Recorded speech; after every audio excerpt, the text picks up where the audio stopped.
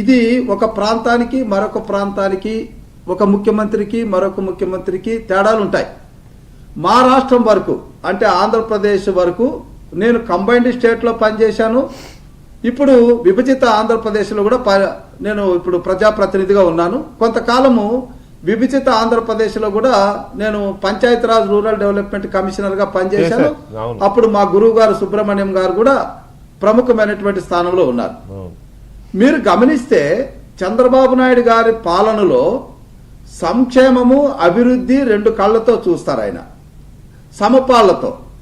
అంటే మనం చూడండి 2014-19 మధ్యన గతంలో ఎప్పుడు లేనంతగా మౌలిక వసతుల్లో ప్రతి ఇంటికి కావలసినటువంటి మరుగుదొడ్లు నిర్మించాం, 36 లక్షలు నిర్మించాం.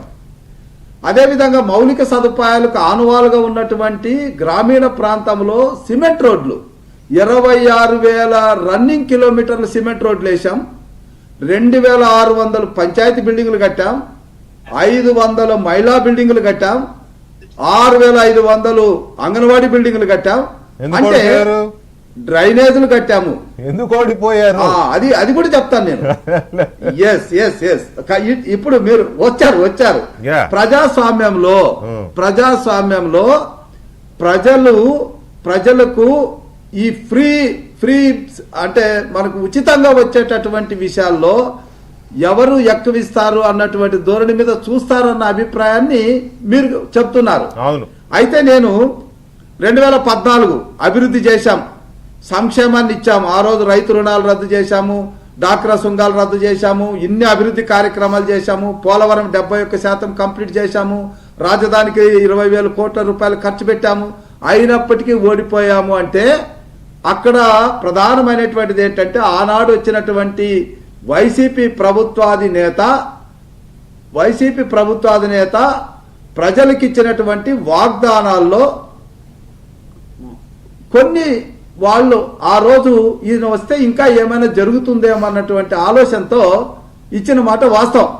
మరి 5 సంవత్సరాల్లోనే 151 స్థానాల నుంచి 11 స్థానాలకు ఎందుకు పడిపోయారు?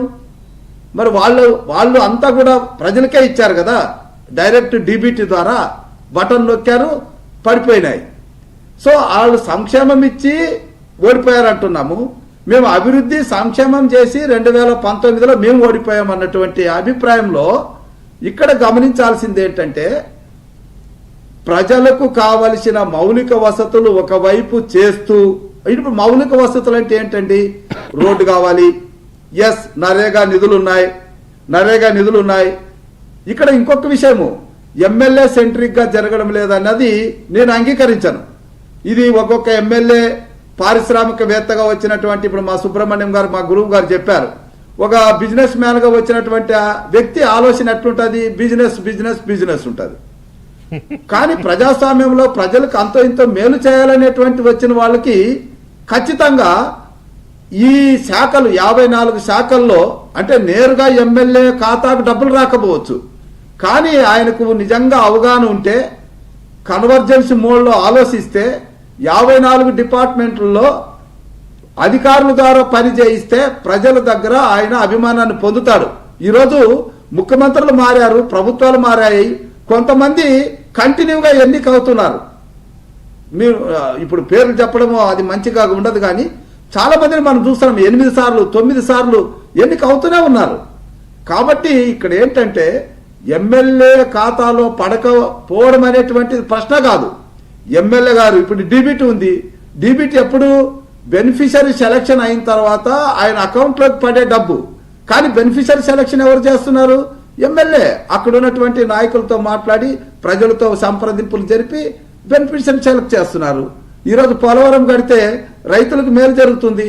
మైక్రోసాఫ్ట్ జరగడం వల్ల హైదరాబాదు ఈరోజు మా శ్రీనివాసరెడ్డి గారు అంగీకరించాలి. ఆ రోజు చంద్రబాబు నాయుడు గారు తీసుకున్న నిర్ణయం, మైక్రోసాఫ్ట్ వల్ల ఆ రోజు ఐటీ రంగం వచ్చి ఈరోజు తెలంగాణ అత్యున్నతమైనటువంటి ధనవంత రాష్ట్రంగా ఉంది. అంటే దాదాపుగా అందులో 70% ఐటీ రంగం ద్వారా ఆ రాష్ట్రానికి ఆదాయం వస్తుందంటే మరి ముఖ్యమంత్రి గారు తీసుకున్న నిర్ణయం అక్కడ గ్రామీణ ప్రాంతాలకు గాలి వదిలేయలేదు. ఇప్పుడు ఆ డబ్బుతో అక్కడ అభివృద్ధి కార్యక్రమాలు చేయొచ్చు. మరి అక్కడ ఎందుకు జరగడం లేదనేది శ్రీనివాసరెడ్డి గారు అక్కడ ఉన్నటువంటి ప్రభుత్వం ఆలోచించాలి. కానీ ఇక్కడ మాకు మాత్రం ఈరోజు గూగుల్ వస్తుంది. మా యువనేత నారా లోకేష్ బాబు గారు తీసుకొచ్చినటువంటి ఈ గూగుల్ క్లౌడ్స్ ద్వారా 2 లక్షల ఉద్యోగాలు వస్తాయి. 1,30,000 కోట్ల రూపాయల పెట్టుబడులు వస్తాయి. ఆ పెట్టుబడుల ద్వారా నిర్మాణ రంగం ఊపందుకుంటుంది.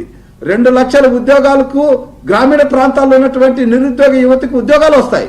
20 లక్షల ఉద్యోగాలు ఇవ్వాలన్నది మా ఇండస్ట్రీస్ వస్తే, లేకపోతే అది ఐటీ అయినా ఇంకోటి ఇండస్ట్రీస్ వస్తే డెవలప్మెంట్ ఉంటుంది, ఉద్యోగాలు వస్తాయి. ఇదంతా ఒక ఆస్పెక్ట్.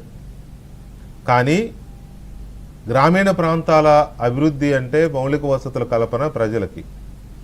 మీరు పెన్షన్లు ఇస్తున్నారా, పిల్లలకి స్కూల్ ఫీజుల కింద తల్లులకి ఖాతాల్లో డబ్బులు వేస్తున్నారా, మహిళలు